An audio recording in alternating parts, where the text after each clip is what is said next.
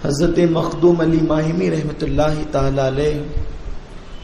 اللہ تبارک و تعالی کے جلیل القدر اولیاء میں سے ہے، اور آپ اپنے دور کے علماء میں اور فقہاء میں ایک انفرادی شان رکھتے ہیں۔ آپ کا دور اہل علم کا دور ہے، آپ کا دور اہل تقوی کا دور ہے، آپ کا دور ایسا عظیم الشان دور ہے جس دور کے اندر ایسی شخصیات زمین کے اوپر موجود تھی کہ جن کی ولایت کے چرچے اور شہرے تھے۔ آپ جہاں پر ایک ولی کی حیثیت سے مشہور تھے، وہیں پر آپ ایک عظیم فقیہ کی حیثیت سے بھی مشہور تھے، ایک عظیم عاشق رسول، عابد و زاہد، اور خاص طور پر قرآن مقدس کا فہم اللہ تبارک و تعالی نے آپ کو عطا فرمایا تھا۔ اہل علم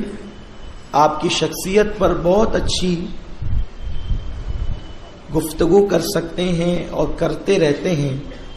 لیکن آپ کی زندگی کا سب سے زیادہ جو نمایاں پہلو تھا جس نے آپ کی زندگی کو چار چاند لگا دیے،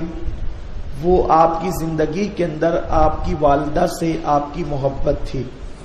اور ماں کا ادب حضرت سیدنا مخدوم ماہمی رحمت اللہ تعالی علیہ کے اندر بہت زیادہ نمایاں تھا۔ میں آپ کی کرامتوں کا ذکر اگر کروں تو یقیناً اس سے آپ کو فائدہ پہنچے گا، لیکن آج وقت کی ضرورت بھی ہے، اور حضرت مخدوم کو مخدوم کس چیز نے بنایا، حضرت مخدوم ماہمی کو عروج پر کس چیز نے پہنچایا، اگر آپ بنیادی طور پر اس کو دیکھیں گے تو وہ ان کی والدہ کے ساتھ ان کی وفاداری، ماں کے ساتھ ان کی محبت۔ آج لوگ کثرت نوافل ہی کو عبادت سمجھتے ہیں، یا آج کل لوگ کثرت کے ساتھ تسبیح کو عبادت سمجھتے ہیں، یا آج کل لوگ جو ہیں وہ کثرت صدقہ کو عبادت سمجھتے ہیں۔ یقیناً یہ ساری چیزیں عبادت ہے،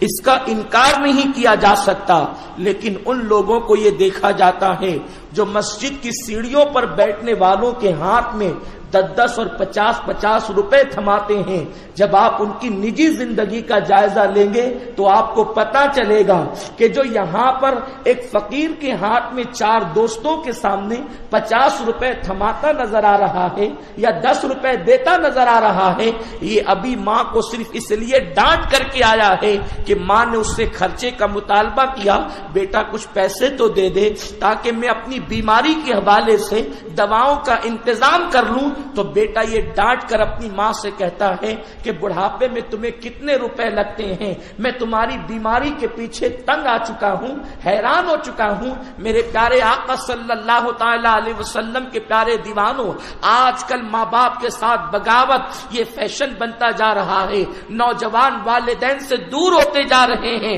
ماں باپ کو گھر کا کچرا سمجھا جاتا ہے۔ میرے پیارے آقا صلی اللہ تعالی علیہ وسلم کے پیارے دیوانوں، لیکن اچھی طریقے سے یاد رکھیں، ماں باپ کی اطاعت کے بغیر، ماں باپ کو خوش کیے بغیر آپ اگر 40 سال تک کی عبادتیں کر لیں تو بھی آپ منزل مقصود پر پہنچ نہیں سکتے۔ کمنٹ شیئر ضرور کریے، لائک کریں، سبسکرائب کیجیے، بیل آئیکن کو دبائیں تاکہ ہمارے ویڈیو سب سے پہلے آپ کے پاس پہنچ سکے۔ حضرت مخدوم علی ماہمی رحمۃ اللہ تعالی علیہ اللہ تبارک و تعالی کے جلیل القدر اولیاء میں سے ہے، اور آپ اپنے دور کے علماء میں اور فقہاء میں ایک انفرادی شان رکھتے ہیں۔ آپ کا دور اہل علم کا دور ہے، آپ کا دور اہل تقوی کا دور ہے، آپ کا دور ایسا عظیم الشان دور ہے جس دور کے اندر ایسی شخصیات زمین کے اوپر موجود تھی کہ جن کی ولایت کے چرچے اور شہرے تھے. آپ جہاں پر ایک ولی کی حیثیت سے مشہور تھے، وہیں پر آپ ایک عظیم فقی کی حیثیت سے بھی مشہور تھے، ایک عظیم عاشق رسول، عابد و زاہد، اور خاص طور پر قرآن مقدس کا فہم اللہ تبارک و تعالی نے آپ کو عطا فرمایا تھا. اہل علم آپ کی شخصیت پر بہت اچھی گفتگو کر سکتے ہیں اور کرتے رہتے ہیں، لیکن آپ کی زندگی کا سب سے زیادہ جو نمایاں پہلو تھا جس نے آپ کی زندگی کو چار چاند لگا دیے،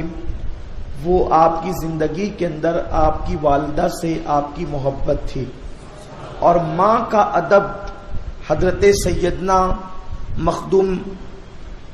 ماہمی رحمت اللہ تعالی علیہ کے اندر بہت زیادہ نمایاں تھا. میں آپ کی کرامتوں کا ذکر اگر کروں تو یقیناً اس سے آپ کو فائدہ پہنچے گا، لیکن آج وقت کی ضرورت بھی ہے. اور حضرت مخدوم کو مخدوم کس چیز نے بنایا، حضرت مخدوم ماہمی کو عروج پر کس چیز نے پہنچایا، اگر آپ بنیادی طور پر اس کو دیکھیں گے تو وہ ان کی والدہ کے ساتھ ان کی وفاداری، ماں کے ساتھ ان کی محبت.